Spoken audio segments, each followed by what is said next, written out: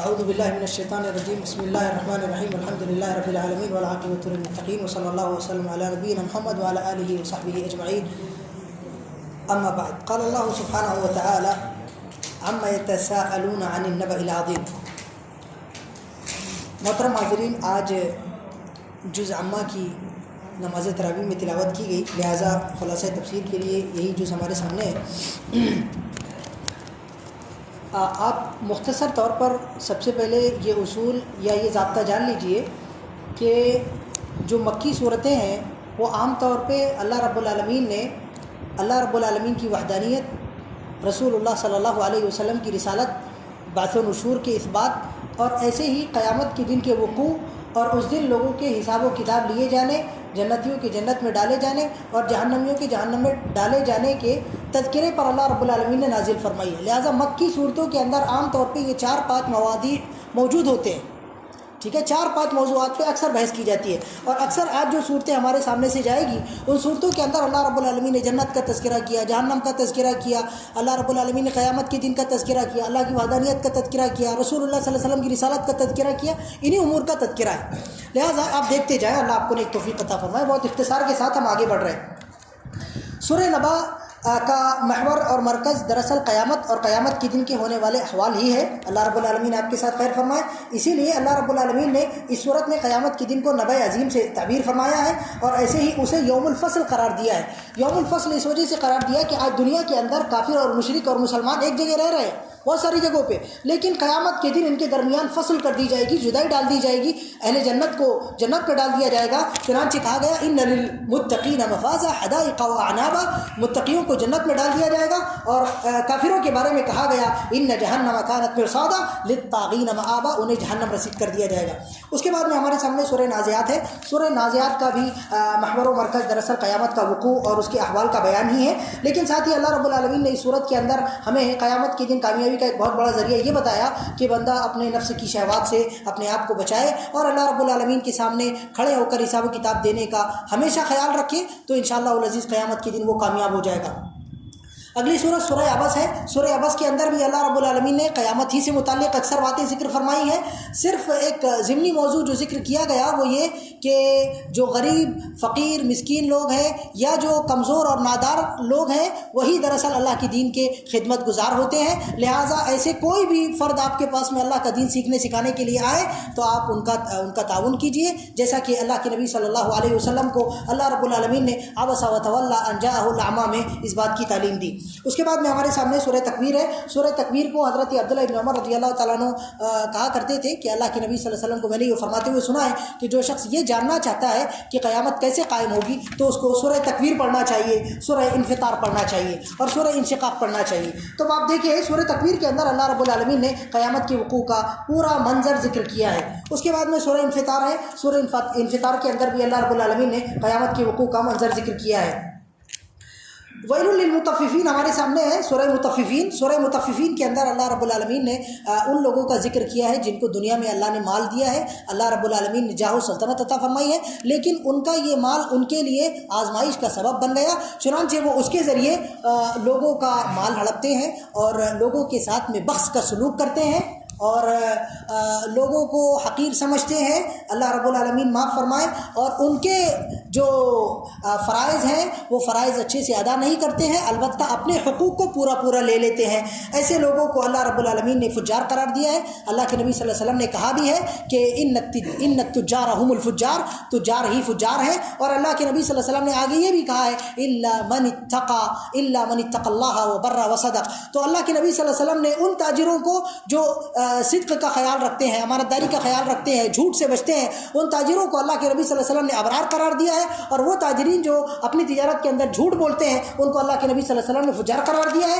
یہ صورت انہی سے متعلق بات کرتی ہے، لہٰذا جو تاجر اپنی تجارت میں صدق سے کام لیں گے اللہ رب العالمین ان کے نام اعمال کو اور ان کے درجات کو اللہ رب العالمین اعلیٰ سے اعلیٰ قیامت کے دن قرار دیں گے، اور جو لوگ اپنی تجارت میں جھوٹ کو اختیار کریں گے اور لوگوں کا مال بیجا کھائیں گے تو ایسے لوگوں کا اللہ رب العالمین حشر سجین میں فرمائے گا۔ آگے اللہ رب العالمین نے سورہ انشقاق کے اندر قیامت کی وقوع سے متعلق اکثر باتیں کہی ہیں. پھر اس کے بعد میں ہمارے سامنے سورہ بروج ہے. سورہ بروج میں اس بات کا ذکر کیا گیا کہ دنیا کے اندر مومنوں کو آزمائش سے چھٹکارا نہیں ہے، آزمائشیں مومنوں کو آنی ہے، لیکن آزمائش سے نجات کے لیے اللہ رب العالمین نے ان کو قرآن کریم عطا فرمایا ہے، لہٰذا انہیں قرآن کریم کا ساتھ نہیں چھوڑنا چاہیے، قرآن کریم کو اپنا دلیل، ہادی اور رہنما بنانا چاہیے. اس کے بعد میں سورہ طارق ہے. سورہ طارق کے اندر اللہ رب العالمین نے ہمیں اس بات کا درس دیا ہے کہ دراصل قیامت کے دن اعتبار سرائر کا ہے، ظواہر کا نہیں ہے. آج دنیا کے اندر ہم اکثر لوگ ایک دوسرے کو ظاہر کی بنیاد پہ اچھا یا برا سمجھتے ہیں، لیکن قیامت کے دن اللہ رب العالمین کی معیار و میزان سرائر ہوگا، ظواہر نہیں ہوگا. اللہ رب العالمین نے یہی چیز ذکر کی ہے. اللہ رب العالمین فرماتا ہے یوم تبلی السرائر، جس دن انسان کے سرائر اور ڈھکے چھپے راز وہ آزمائے جائیں گے اور لوگوں کے سامنے رکھے جائیں گے اور اس کی بنیاد پر فیصلہ کیا جائے گا. اسی لیے اس صورت کے اندر اللہ رب العالمین نے اس بات پر قسم کھائی ہے کہ ہر نفس پر اللہ رب العالمین نے محافظ رکھا ہوا ہے. وہ اس کے اعمال، اس کے اقوال، اس کے افعال، اس کی حرکات، اس کی سکنات سب کچھ نوٹ کر رہے ہیں اور اسی کی بنیاد پہ قیامت کے دن فیصلہ ہوگا. لہٰذا ہمیں یاد رکھنا چاہیے کہ قیامت کے دن سرائر کی بنیاد پہ فیصلہ ہوگا، ظواہر کی بنیاد پہ نہیں. اس کے بعد میں سورہ اعلیٰ ہے. سورہ اعلیٰ میں اللہ رب العالمین نے اپنی تسبیح بیان کرنے کے لیے کہا ہے اور یہ بتایا ہے کہ جن لوگوں کو اللہ کے ذکر کی توفیق ہوتی ہے وہ لوگ اللہ رب العالمین کے مقرب لوگ ہیں، اللہ رب العالمین کے مزکہ اور مطہر لوگ ہیں. انہیں اپنی اس اچھی صفت پر برقرار رہنا چاہیے اور دیگر لوگوں کو بھی اس کی طرف دعوت دینی چاہیے. اس کے بعد سورہ غاشیہ ہے. سورہ غاشیہ میں اللہ رب العالمین نے یہ بتایا کہ اعتبار نہایات کا ہے. اچھی بدایات تو مطلوب ہے ہی، لیکن اعتبار نہایات کا ہے. چنانچہ انسان کی زندگی کا خاتمہ اچھا ہونا چاہیے، ایسے ہی انسان کی زندگی کے ہر عمل کا خاتمہ اچھا ہونا چاہیے.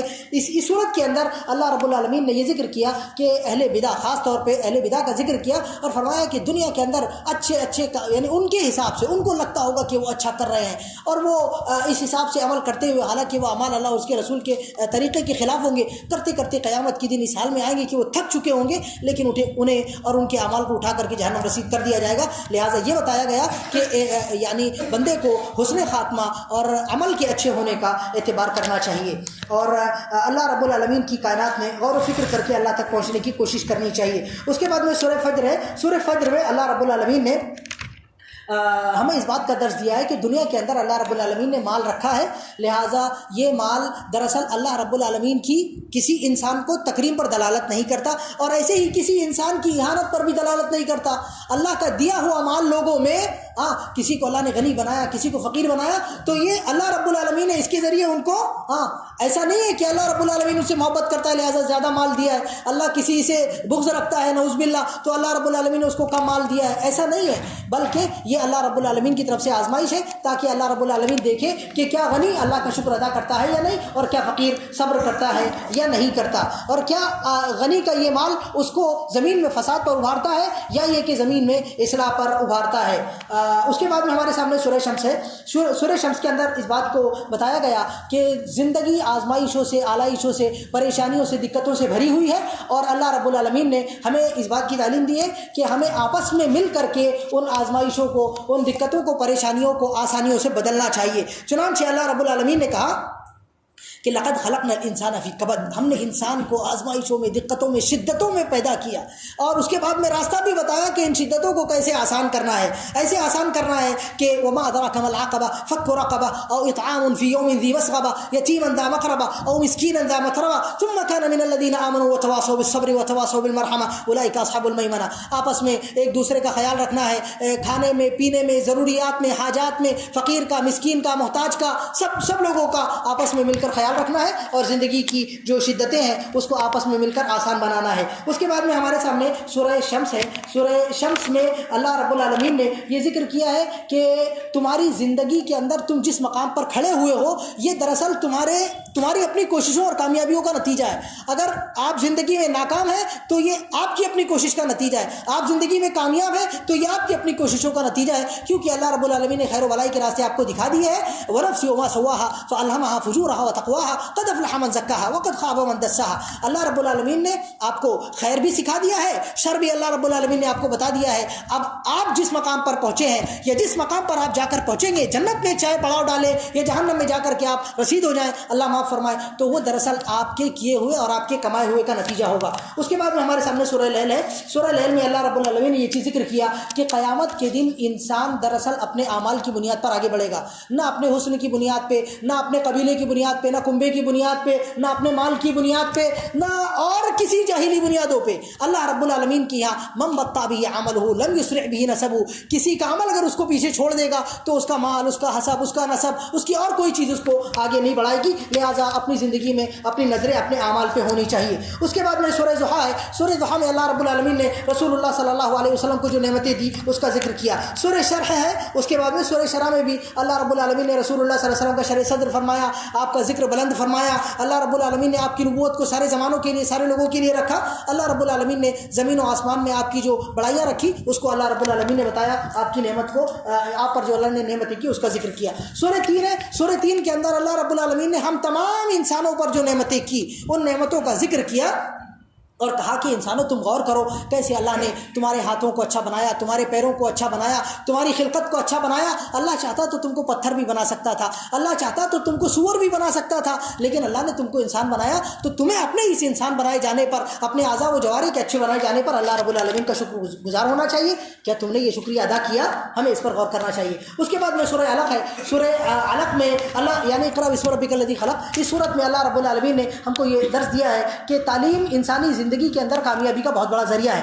تعلم انسانی زندگی کے اندر کامیابی کا بہت بڑا ذریعہ ہے، اور دنیا کے اندر جتنے فتنے، آزمائشیں، دقتیں، پریشانیاں آ سکتی ہے، تعلیم ایک ایسا ہتھیار ہے جو ساری آزمائشوں سے، دقتوں سے، پریشانیوں سے انسانوں کو اللہ کی فضل سے بچا سکتا ہے اور اللہ کے قریب کر سکتا ہے اور آخرت کی نجات اور کامیابی کا ذریعہ بن سکتا ہے۔ اس کے بعد میں سورہ بینہ ہے، سورہ قدر ہے، معلش سورہ قدر کے اندر اللہ رب العالمین نے لیلۃ القدر کی فضیلت بتائی ہے۔ ہمیں سے ہر ایک کو اللہ رب العالمین سے اس رات کے پانے کی دعا کرنی چاہیے۔ اللہ رب العالمین یہ رات ہمیں سے ہر ایک کو عطا فرمائے۔ اس کے بعد میں ہمارے سامنے سورہ بینہ ہے۔ سورہ بینہ میں اللہ رب العالمین نے یہ درس دیا ہے کہ ہماری زندگی کا ایک ایک کام اللہ عز و جل کی رضا کے لیے ہونا چاہیے۔ وَمَا أُمِرُوا إِلَّا لِيَعْبُدُوا اللَّهَ مُخْلِصِينَ لَهُ الدِّينَ حُنَفَاءَ وَيُقِيمُوا الصَّلَاةَ وَيُؤْتُوا الزَّكَاةَ وَذَلِكَ دِينُ الْقَيِّمَةِ۔ لہٰذا کوشش کرے کہ اپنی زندگی کا ہر کام، اٹھنا بیٹھنا، چلنا پھرنا، کھانا پینا، بولنا چالنا، سب کچھ اللہ کی رضا کے لیے ہو تو ہی کامیابی ہے، ورنہ حقیقت میں سارا کا سارا ہمارے لیے وبال بن جائے گا۔ اگلی صورت ہمارے سامنے سورہ زلزلہ ہے۔ سورہ زلزال یا سورہ زلزلہ، اس صورت کے اندر اللہ رب العالمین نے قیامت کے وقوع کا ذکر کیا اور اس کی کیفیت کو بتایا، اور یہ درس دیا ہے ہمارے کو کہ آپ کے آس پاس میں جتنی چیزیں موجود ہیں آپ یہ نہ سمجھیں کہ یہ چیزیں نوٹ نہیں کر رہی ہے، بلکہ ایک ایک چیز آپ کے ایک ایک عمل کو نوٹ کر رہی ہے، اور قیامت کے دن وہ ساری کی ساری چیزیں یا تو آپ کے لیے یا تو آپ کے خلاف گواہی دے گی۔ اس کے بعد میں سورہ عادیات ہے۔ سورہ عادیات کے اندر اللہ رب العالمین نے ہم لوگوں کو یہ درس دیا ہے کہ یاد رکھیں کہ آپ کی زندگی میں قیمت دراصل آپ کے دین سے قربت کا ہے۔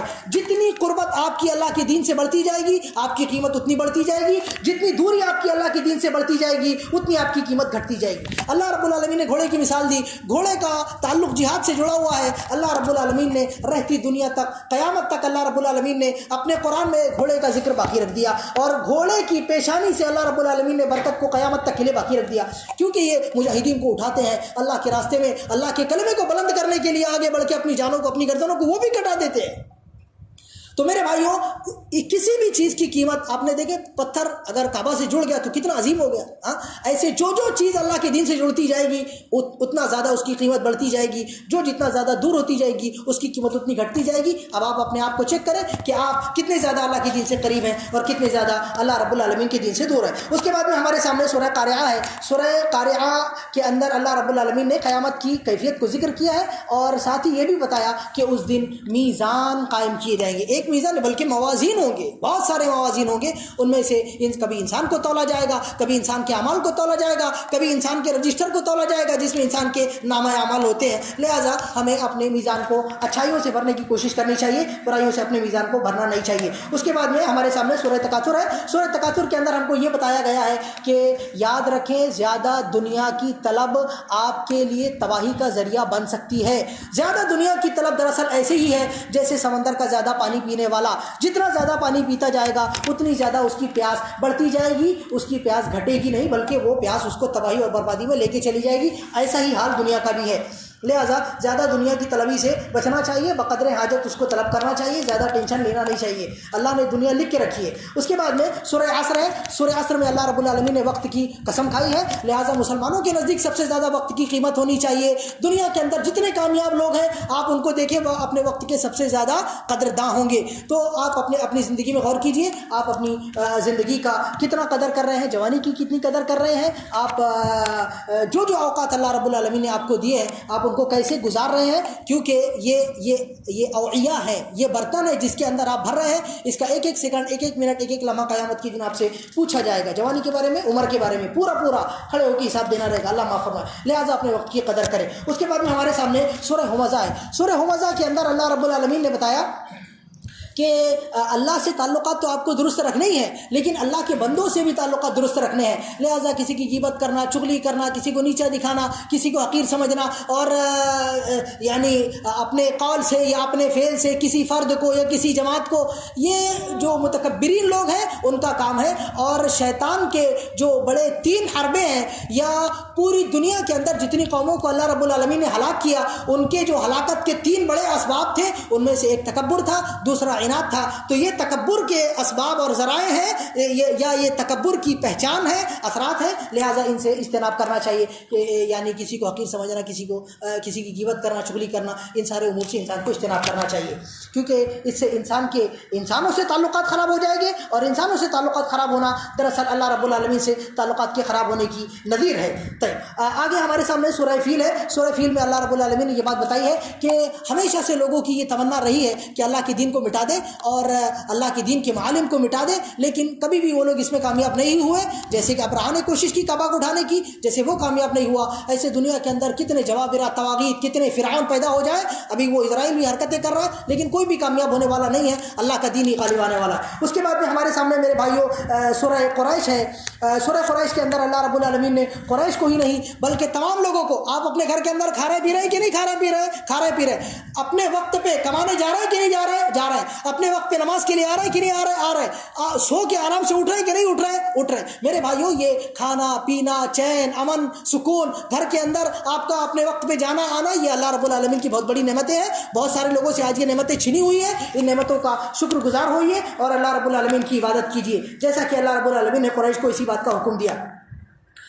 اس کے بعد میں ہمارے سامنے ارائیت الذی یکذب بالدین ہے، سورہ ماعون ہے۔ اس کے اندر اللہ رب العالمین نے ہمیں اس بات کی تعلیم دی ہے کہ بہت سارے لوگ ایسے ہوتے ہیں کہ نمازوں میں 1 نمبر ہے، ماشاءاللہ روزے میں 1 نمبر ہے، صدقہ زکوٰۃ میں 1 نمبر ہے، تہجد میں، قیام اللیل میں، سب چیزوں میں، لیکن اللہ رب العالمین کے بندوں کے ساتھ میں، جیسے اپنے ماتحتوں کے ساتھ میں یا فقراء مساکین کے ساتھ میں، ان لوگوں کے تعلقات ٹھیک نہیں ہیں۔ تو اللہ رب العالمین نے ایسے لوگوں کو اللہ کے بندوں سے تعلقات ٹھیک کرنے کی تعلیم دی ہے، اور یعنی تعامل مسکین کو اور ایسے ہی معاون کو، ان چھوٹی چھوٹی چیزوں کو بھی اللہ رب العالمین نے تکذیب، ان چھوٹی چھوٹی چیزوں کے نہ کرنے کو اللہ رب العالمین نے قیامت کے دن کی تکذیب قرار دیا ہے۔ لہٰذا بندے کو اللہ کے ساتھ تعلقات اچھے کرنے کے ساتھ ساتھ میں اللہ کے مظلوم بندوں کے ساتھ میں بھی یا نادار بندوں کے ساتھ میں بھی اپنے تعلقات اچھے کرنے کی کوشش کرنی چاہیے، کیونکہ انہی کے پاس میں دراصل اللہ ملتا ہے۔ اللہ رب العالمین قیامت کی وہ حدیث آپ نے دیکھی ہوگی، بس مختصر بات بتا کے اپنی بات ختم کر رہا ہوں، آج تھوڑا سا لیٹ ہو گیا، معاف کیجیے گا۔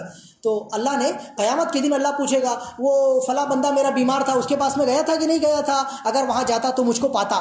وہ فلاں مسکین تیرے پاس کھانا مانگنے کے لیے آیا تھا، اس کو کھانا دیا کہ نہیں دیا؟ اگر اس کو کھانا دیتا تو اس کے پاس میرے کو پاتا۔ تو میرے بھائیوں، جو معاشرے کے دبے کچلے طبقے کے لوگ ہیں، ان کے پاس میں اللہ ملے گا، ان کے پاس میں جائیے، ٹھیک ہے؟ بارک اللہ فیکم۔ دیکھیں اس کے بعد میں سورہ کوثر ہے۔ سورہ کوثر میں اللہ رب العالمین نے رسول اللہ صلی اللہ علیہ وسلم کو بے شمار دنیا کے اندر، آخرت کے اندر دی جانے والی نعمتوں کا ذکر کیا ہے۔ سورہ کافرون ہے۔ سورہ کافرون میں اللہ رب العالمین نے توحید عملی کا ذکر کیا ہے، لہٰذا توحید عملی پر ہم لوگوں کو گامزن ہونا چاہیے۔ اس کے بعد میں سورہ نصر ہے۔ سورہ نصر میں اللہ رب العالمین نے رسول اللہ صلی اللہ علیہ وسلم کو ان کی وفات کی خبر دی ہے، اور ایسے ہی مکہ کی فتح ہونے کی خبر دی ہے، لوگوں کے فوج در فوج اسلام کے اندر داخل ہونے کی خبر دی ہے۔ سورہ تبت یدا ابی لہب وتب میں اللہ رب العالمین نے جتنے کافرین ہیں، اب دیکھیں ہاتھ ہے نا، ہاتھ دراصل تعاون کا ذریعہ ہوتے ہیں، تو اللہ رب العالمین نے جتنے کافرین ہیں جو اپنے ہاتھوں کے ذریعے، اپنے پیروں کے ذریعے، جو وسائل تعاون ہے، مال کے ذریعے اللہ کے دین کو دبانے کے لیے کوششیں کر رہے ہیں، اللہ رب العالمین نے ان سب کے ان وسائل کو کاٹے گا اللہ، اور ان وسائل کے ذریعے اللہ قیامت کے دن ان کو مارے گا۔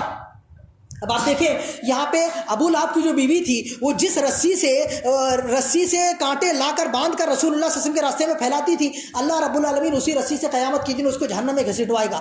تو آج جو لوگ مسلمانوں کے اوپر بم گرا رہے ہیں، مسلمانوں کے اوپر جو حملے کر رہے ہیں، جیسے جیسے ان کو مار رہے ہیں، آپ یہ یاد رکھنا چاہیے آپ کو کہ ان وسائل کے ذریعے اللہ قیامت کے دن ان کو مارے گا۔ وہ گویا اپنے آپ کو ان راستوں سے مارنے کا انتظام کر رہے ہیں۔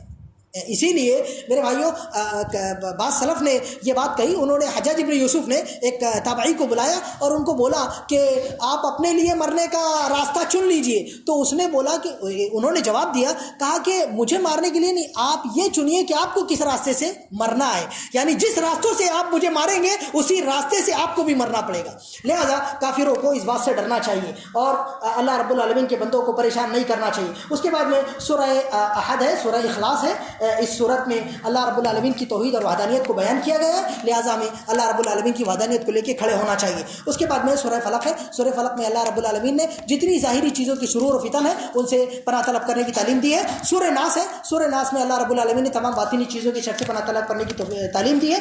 اللہ ہمیں تمام چیزوں کے شرور سے، فتن سے، آزمائشوں سے، بلاؤں سے ہماری حفاظت فرمائے۔ اللہ رب العالمین ہر خیر ہم کو عطا فرمائے، ہر شر سے ہماری حفاظت فرمائے۔ آمین وآخر دعوانا ان الحمد للہ رب العالمین، والسلام علیکم ورحمۃ اللہ وبرکاتہ۔